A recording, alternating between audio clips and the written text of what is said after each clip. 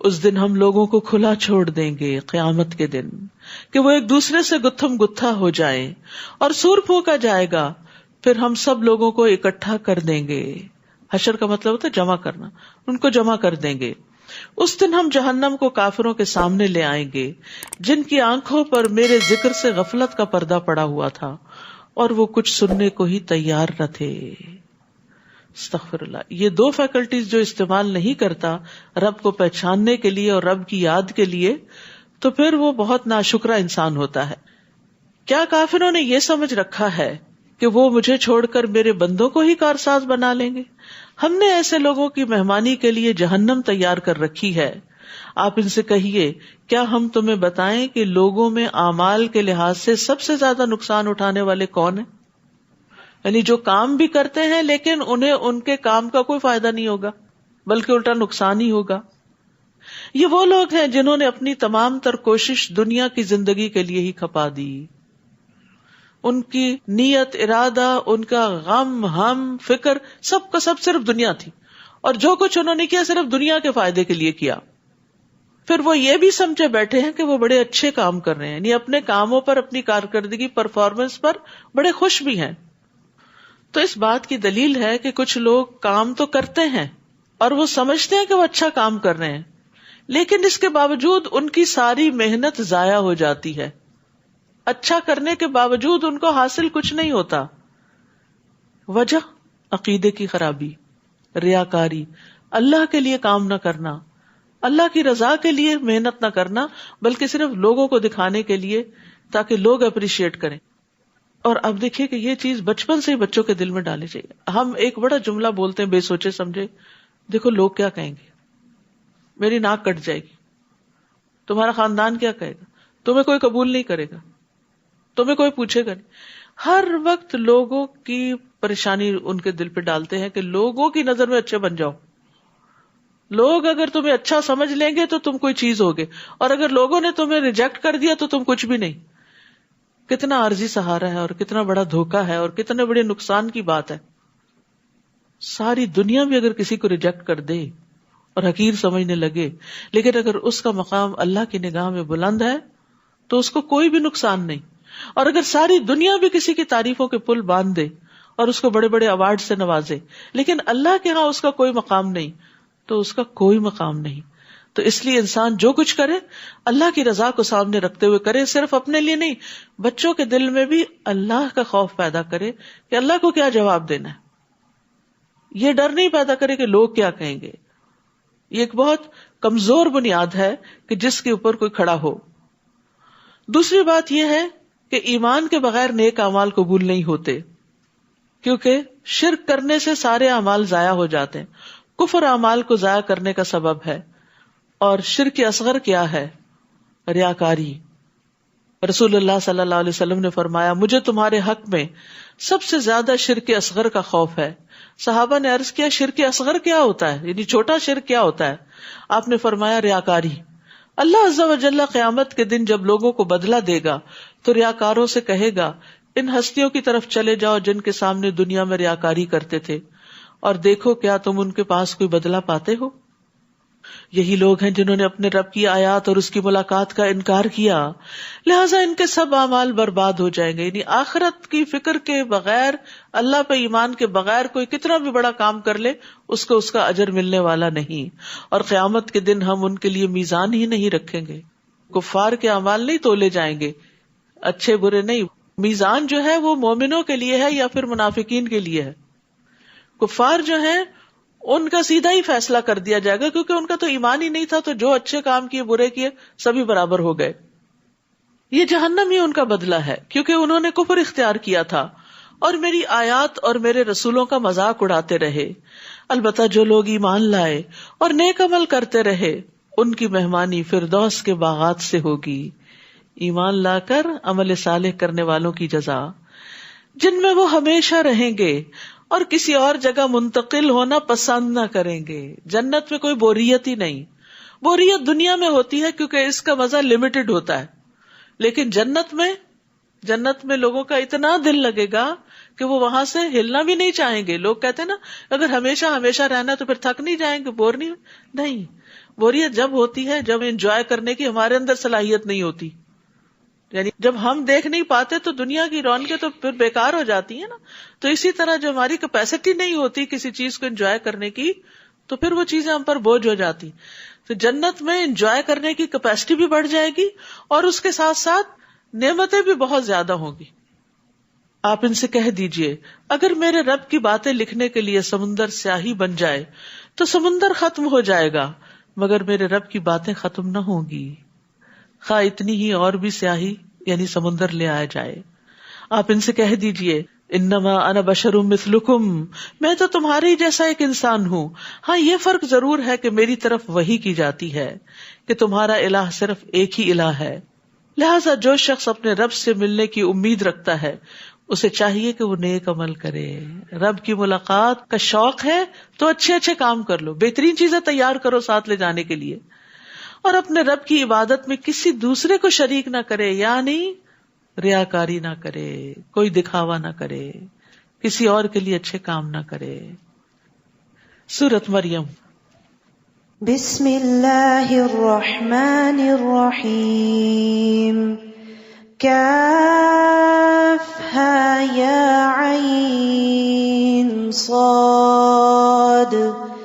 ذکر رحمت ربک عبدہ زکریا اذ نادى ربه نداء خفيا قال رب إني وهن العظم مني واشتعل الرأس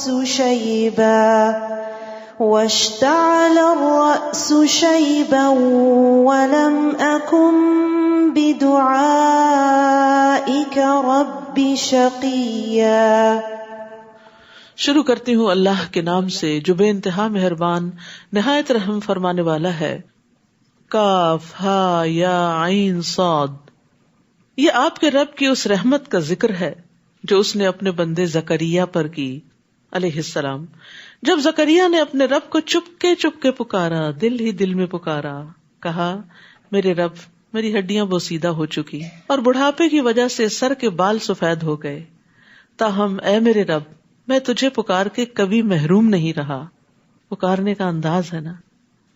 تو اللہ سے مانگتے ہوئے انسان کو عاجزی اور انکساری کا اظہار کرنا چاہیے، اپنے حال کا بھی ذکر کرنا چاہیے، اپنے دکھوں کا بھی بتانا چاہیے، اپنے کنسرنز بتانے چاہیے، اور پھر یہ بھی کہ امید کا اظہار کرنا چاہیے کہ یا اللہ میں تجھ سے دعا کر کے محروم نہیں رہا.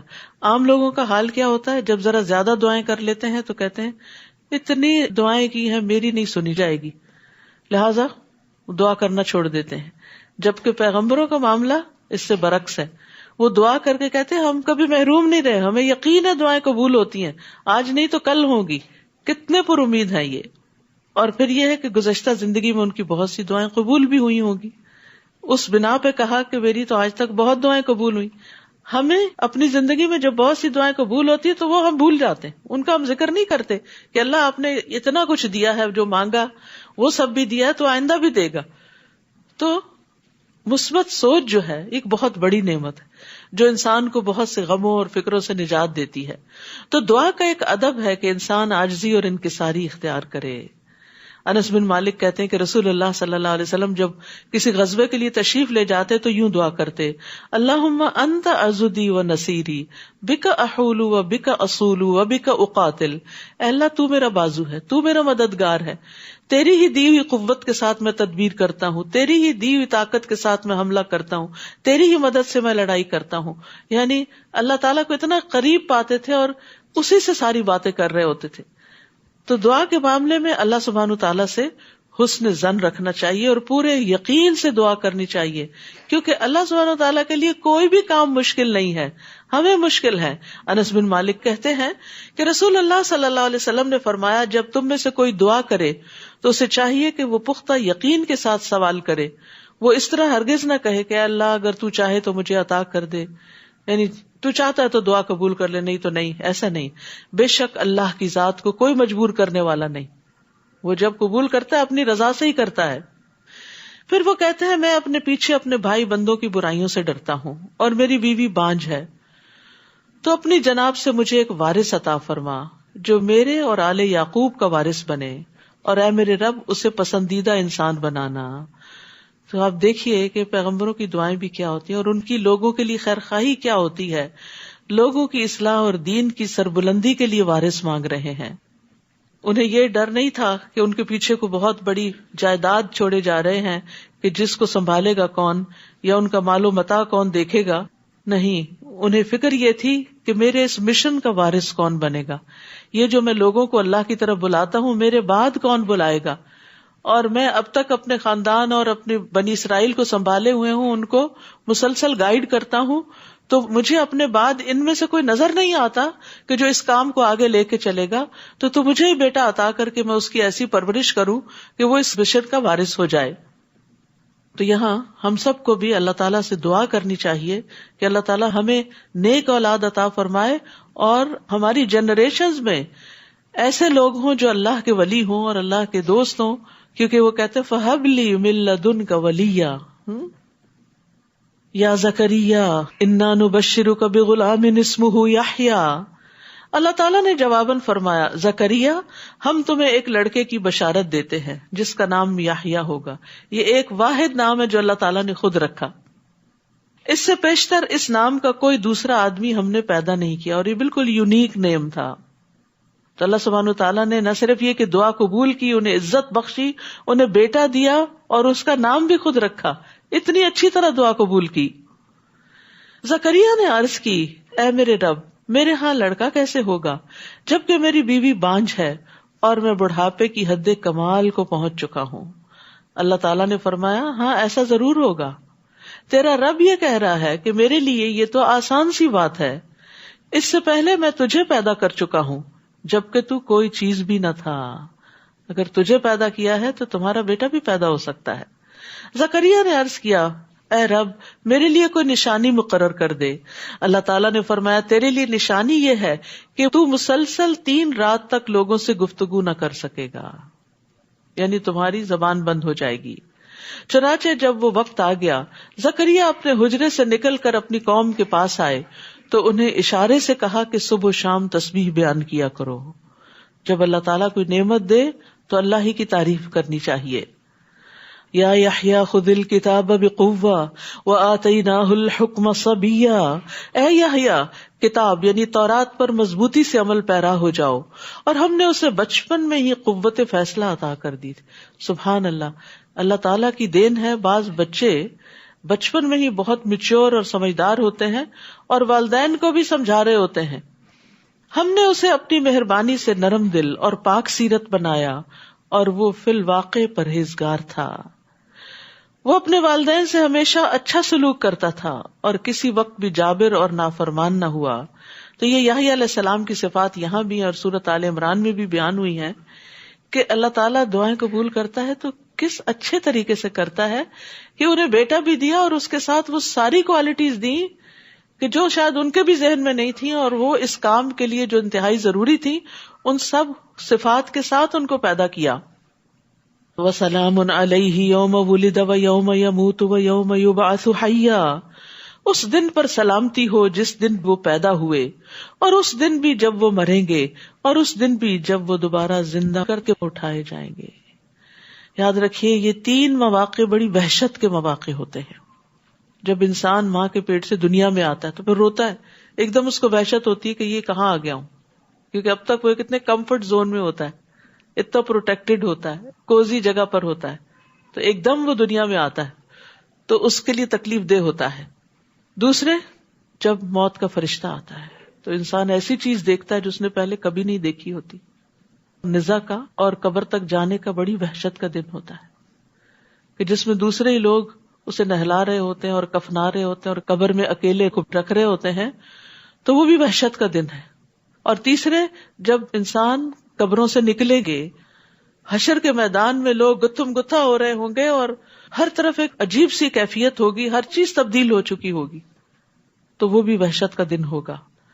تو اللہ سبحانہ تعالیٰ نے یحییٰ علیہ السلام کے لیے ان تینوں دنوں میں سلامتی کا وعدہ کیا کہ ان کے لیے ان 3 اوقات میں کوئی وحشت نہیں ہوگی. اپنے لیے بھی دعا مانگے, یا اللہ ہمارے لیے بھی موت کے دن قبر میں اور آخرت میں وحشت نہ ہو, ہمیں تو اپنی طرف سے سلامتی سے نوازنا.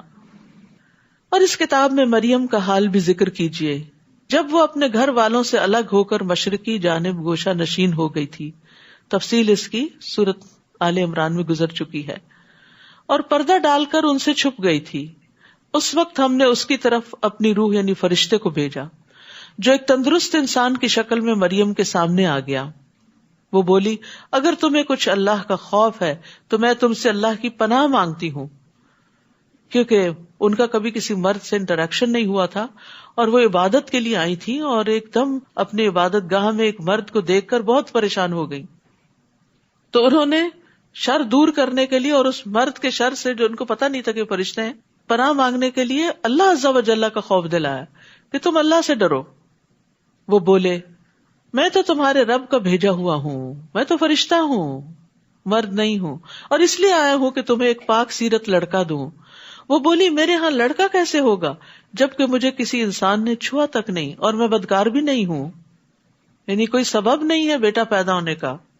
وہ بولے, ہاں ایسا ہی ہوگا, تمہارے رب نے فرمایا ہے کہ میرے لیے یہ آسان سی بات ہے, اور اس لیے بھی ایسا ہوگا کہ ہم اس لڑکے کو لوگوں کے لیے ایک نشانی بنائیں, اور وہ ہماری طرف سے رحمت ہوگا, اور یہ کام ہو کے رہے گا. ڈن. چنانچہ مریم کو اس بچے کا حمل ٹھہر گیا, اور وہ اس حالت میں ایک دور کے مکان میں علیحدہ جا بیٹھی.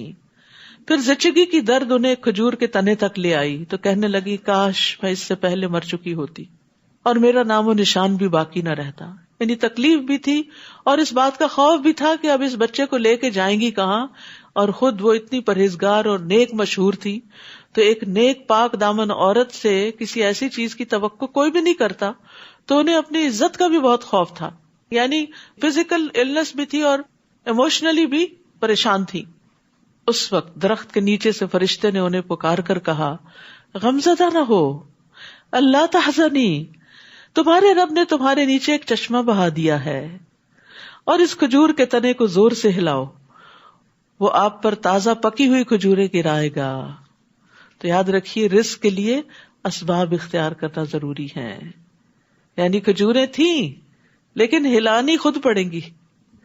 رزق اللہ کی طرف سے آتا ہے لیکن محنت انسان کو کرنی پڑتی ہے, اور وہ محنت اس تکلیف کے وقت میں بھی ان کو کرنی پڑ رہی تھی, اور اس لیے بھی کہ اس وقت ایکسرسائز بھی ہو جائے اور اس کے ساتھ ساتھ یہ کہ انرجی بھی ملے. اور زچہ کے لیے کھجور سب سے بہترین چیز ہے. اور آج کل آپ دیکھ رہے ہیں کہ افطار کے وقت اتنے لمبے دن کے بعد پانی اور کھجور کھانے کے بعد یوں لگتا سیراب ہو گئے اور کچھ کھانے کی ضرورت نہیں ہے.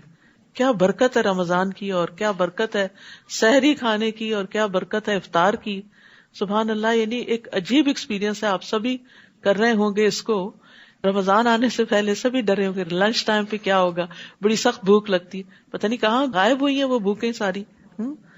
یہ اللہ کی رحمت ہے, اور یہ ایک زبردست روحانی ایکسپیرینس ہوتا ہے جو اللہ سبحانہ و تعالیٰ ہر سال ہمیں کراتے ہیں, اور فزیکلی بھی اور ایموشنلی بھی ایک تزکیہ کرتے ہیں بندوں کا. تو رمضان ایک بہت بڑی نعمت ہے اللہ سبحانہ و تعالیٰ کی. تو بہرحال یہاں جو بات کی جا رہی ہے وہ یہ کہ انسان کو چاہیے کہ رزق کی تلاش میں کوئی نہ کوئی سبب اور ہیلا کرے, بیٹھا نہ رہے, میں اللہ پہ توکل کرتا ہوں کچھ آ ہی جائے گا, ٹپک پڑے گا. نہیں, کچھ نہ کچھ کوشش کرنی پڑتی ہے. فَكُلِي وَاشْرَبِي وَقَرِّي عَيْنًا, بس کھاؤ پیو اور اپنی آنکھیں ٹھنڈی کرو.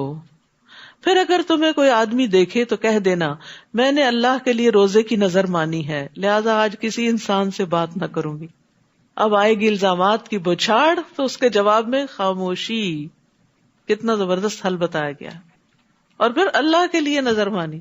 ان کی شریعت میں چپ کا روزہ ہوتا تھا, شکر ہے ہماری میں نہیں, ورنہ ہم دورہ قرآن کیسے کرتے.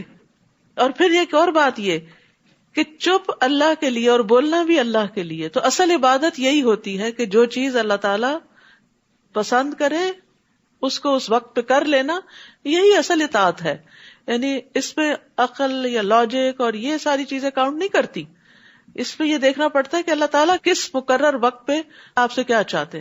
سحری کے وقت کھانا روک دیں, افطاری کے وقت کچھ نہ کچھ ضرور کھائیں, چاہے پانی کا ایک گھونٹ ہی کیوں نہ ہو. تو یہاں پر اللہ سبحانہ تعالیٰ نے ان کو یہ کہا کہ آپ نے بولنا نہیں، بس چپ رہنا ہے. فَأَتَتْ بِهِ قَوْمَهَا تَحْمِلُهُ، پھر وہ اس بچے کو اٹھائے اپنی قوم میں آئیں. وہ کہنے لگے مریم تو بہتان والی چیز لائی ہے، یہ تو کچھ اچھا نہیں کیا تم نے. اے ہارون کی بہن، نہ تو تیرا باپ کوئی برا آدمی تھا اور نہ ہی تیری ماں بدکار تھی. مریم نے اس بچے کی طرف اشارہ کر دیا تو وہ کہنے لگے ہم اس سے کلام کیسے کریں جو ابھی گود کا بچہ ہے. بچہ بول اٹھا، قال انی عبد اللہ آتانی الکتاب وجعلنی نبیا، میں اللہ کا بندہ ہوں، اللہ نے مجھے کتاب دی ہے اور نبی بنایا. سبحان اللہ. گود میں جو بچہ ہے اس کو نبوت عطا کر دی گئی ہے کہ یہ بڑا ہو کر اس کا کام کیا ہوگا. اور خاص طور پر یہ جو عیسیٰ علیہ السلام کی زبان سے کہلوایا گیا انی عبد اللہ، میں اللہ کا بندہ ہوں.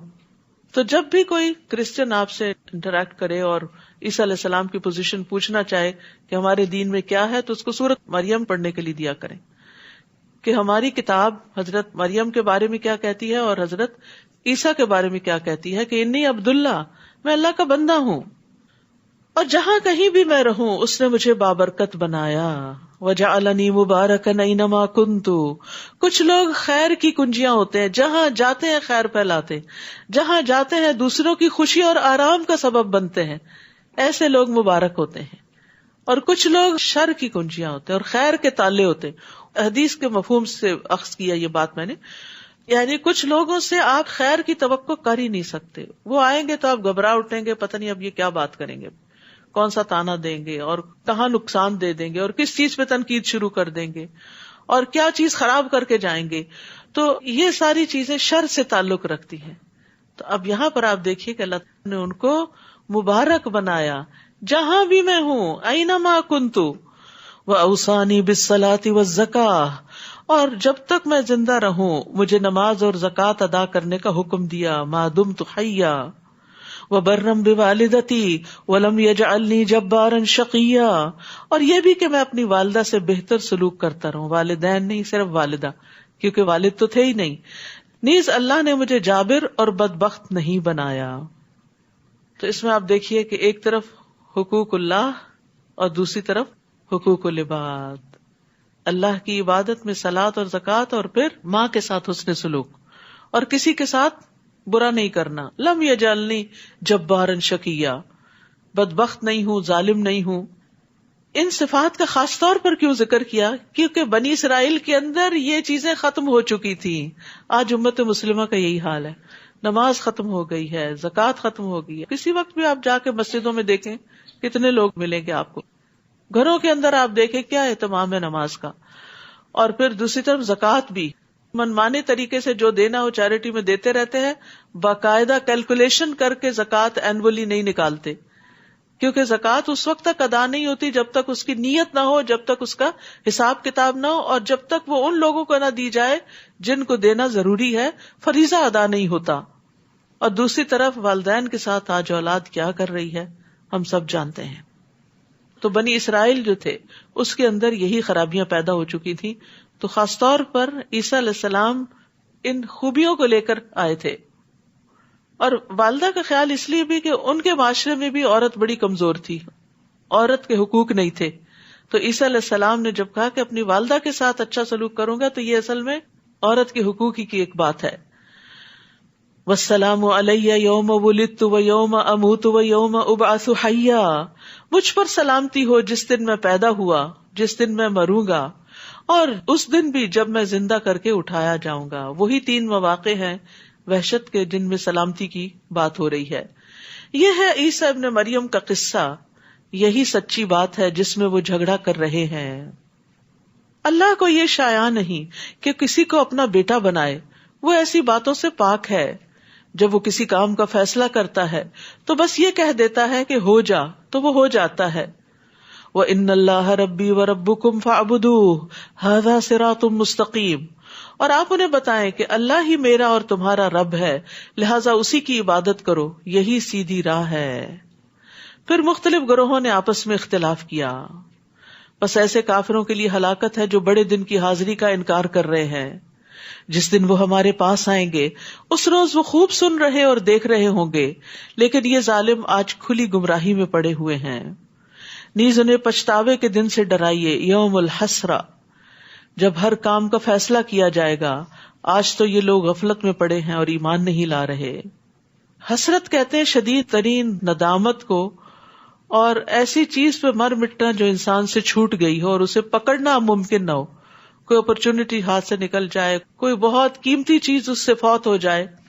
تو قیامت کے دن کو یوم الحسرہ اس لیے کہا گیا کہ اس دن سب اپنی کوتاہیوں پر سخت نادم ہوں گے، حتیٰ کہ مومن بھی نادم ہوں گے.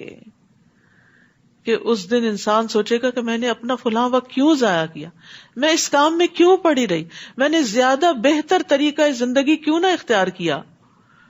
یاد رکھیے، ہر وہ جگہ جہاں اللہ کا ذکر نہ کیا جائے وہ انسان کے لیے قیامت کے دن باعث حسرت ہوگی. رسول اللہ صلی اللہ علیہ وسلم نے فرمایا، جو لوگ کسی جگہ پر مجلس کریں لیکن اس میں اللہ کا ذکر نہ کریں، وہ ان کے لیے قیامت کے دن باعث حسرت ہوگی. اور جو آدمی کسی رستے پر چلتے ہوئے اللہ کا ذکر نہ کرے، گاڑی چلاتے ہوئے اگر ذکر نہیں کرے، وہ چلنا بھی قیامت کے دن اس کے لیے باعث حسرت ہوگا. اور جو آدمی اپنے بستر پر آئے یعنی سونے کے لیے لیکن وہ وہاں اللہ کا ذکر نہ کرے تو وہ سونا بھی اس کے لیے باعث حسرت ہوگا. لیکن اس کے برعکس جو ذکر کر کے سوتا ہے اور وضو کی حالت میں سوتا ہے، اس کی ساری رات عبادت میں لکھی جاتی ہے. بلا شبہ ہم ہی زمین اور اس پر موجودہ سب چیزوں کے وارث ہوں گے اور انہیں ہمارے ہی ہاں لوٹ کر آنا ہے. اور اس کتاب میں سیدنا ابراہیم کا قصہ بیان کیجئے. بلا شبہ وہ راست باز انسان اور ایک نبی تھے، بڑے سچے انسان تھے. صدیق اس کو کہتے ہیں جو سچ بولنے والا ہو اور سچ پہ قائم رہنے والا ہو. اور اس لیے بھی صدیق کہا جاتا ہے کہ وہ اللہ کی وحدانیت کی، رسولوں کی، قیامت کی، اللہ تعالیٰ کے احکامات کی تصدیق کرتا ہے. جب انہوں نے اپنے باپ سے کہا، ابا جان آپ ایسی چیزوں کی عبادت کیوں کرتے ہیں جو نہ سنتی ہیں نہ دیکھتی ہیں، نہ تمہارے کسی کام آ سکتی ہیں. ابا جان میرے پاس ایسا علم ہے جو آپ کے پاس نہیں آیا، لہٰذا میرے پیچھے چلیے، میں آپ کو سیدھی راہ بتاؤں گا. بعض اوقات ایسا ہوتا ہے کہ اولاد والدین سے زیادہ سمجھدار ہوتی ہے. ابا جان شیطان کی عبادت نہ کیجیے، وہ تو اللہ کا نافرمان ہے. کتنی زبردست لاجک دی انہوں نے. ابا جان مجھے خطرہ ہے کہ اللہ تعالیٰ سے آپ کو سزا ملے گی اور آپ شیطان کے ساتھی بن جائیں گے. یہاں پر آپ دیکھیں، یا ابتی یا ابتی یا ابتی، 3 کنزیکٹیو آیات یا ابتی سے شروع ہو رہی ہیں. پیار سے بات کر رہے ہیں. والدین کو بھی اگر کچھ سمجھانا ہو تو پیار اور محبت سے سمجھائیں، چاہے وہ کافر ہی کیوں نہ ہو، چاہے وہ کتنا بھی بڑے مجرم کیوں نہ ہو، لیکن ان کے ساتھ بات کرتے ہوئے ادب لازم ہے. باپ نے جواب دیا، ابراہیم کیا تو میرے معبودوں سے برگشتہ ہو گیا؟ اگر تو اس کام سے باز نہ آیا تو میں تجھے سنسار کر دوں گا، اور بہتر یہ ہے کہ تو ایک طویل مدت تک کے لیے میری آنکھوں سے دور چلا جا، نکل جاؤ یہاں سے. گھر سے کک آؤٹ کر دیا. ابراہیم نے جواب دیا، ابا جان آپ پر سلام ہو، میں اپنے رب سے آپ کے لیے بخشش کی دعا کروں گا. بلا شبہ میرا رب مجھ پر مہربان ہے. میں آپ لوگوں کو بھی چھوڑے جا رہا ہوں اور ان کو بھی جنہیں تم لوگ اللہ کے سوا پکارتے ہو. میں تو اپنے رب ہی کو پکاروں گا. مجھے امید ہے کہ میں اپنے رب کو پکار کر کبھی محروم نہ رہوں گا. وہی امید والی بات جو زکریا علیہ السلام کے اندر تھی. اللہ اکون بدعاء ربی شقیہ. رب سننے والا ہے، کوئی نا امیدی نہیں، مایوسی نہیں. پھر جب ابراہیم علیہ السلام ان لوگوں کو چھوڑ کر ہجرت کر گئے اور ان چیزوں کو بھی جنہیں وہ لوگ اللہ کے سوا پوچھتے تھے انہیں بھی چھوڑ دیا، تو ہم نے انہیں اسحاق عطا کیا اور اس کے بعد یعقوب بھی. ان سب کو ہم نے نبی بنایا. کس طرح اللہ سبحانہ و تعالیٰ نے کمپنسیٹ کیا. والدین اور رشتہ دار اور ماں باپ اور خاندان اور کنبہ اور قبیلہ اور دوست اور علاقہ، ان سب کا بہترین نعم البدل دیا کہ نیک اولاد دی. بعض اوقات انسان ماں باپ کے گھر دکھی ہوتا ہے، آگے اللہ تعالیٰ اس کو سسرال میں بڑے بھاگ لگا دیتا ہے. تو انسان کو کبھی مایوس نہیں ہونا چاہیے. کبھی شوہر کی طرف سے کوئی تکلیف پہنچتی ہے تو اولاد کی طرف سے آنکھوں کی ٹھنڈک نصیب ہو جاتی ہے. تو انسان کو اللہ تعالیٰ سے خیر ہی مانگتے رہنا چاہیے. ہم نے ان سب کو اپنی رحمت سے نوازا تھا اور ذکر خیر سے بلند کیا تھا. وَجَعَلْنَا لَهُمْ لِسَانَ صِدْقٍ عَلِيًّا، یعنی ان کو دنیا میں بھی اچھی ناموری عطا کی.